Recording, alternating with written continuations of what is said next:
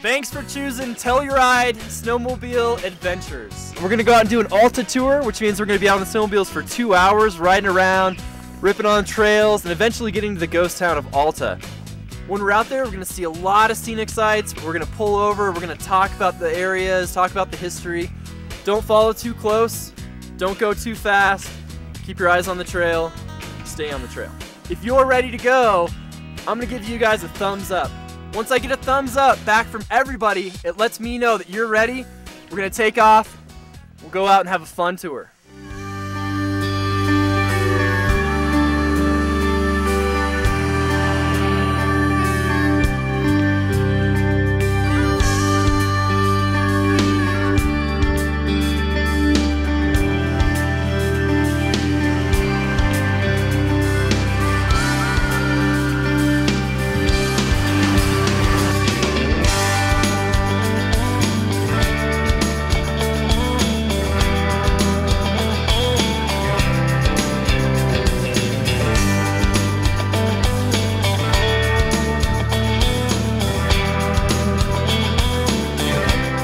Alright guys, welcome to Alta. This is the ghost town, and this town was established in 1870 and prospered until about 1950, until about World War II. As you can see, there's a bunch of buildings around here.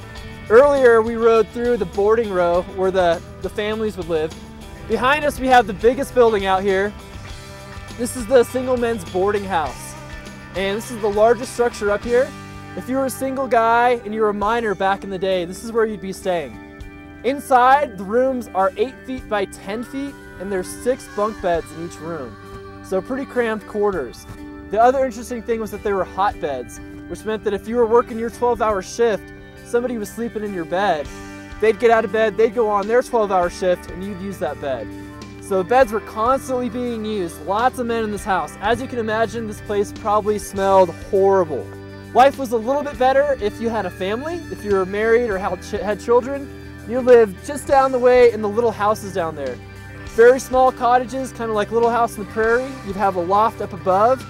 Down below, you'd have your living room, your bedroom, your kitchen, all in the same area. The oldest building in Alta that's still up today is right behind me. And this is the old cafeteria, recreation hall area. This is where the miners would hang out when they weren't working or they weren't sleeping.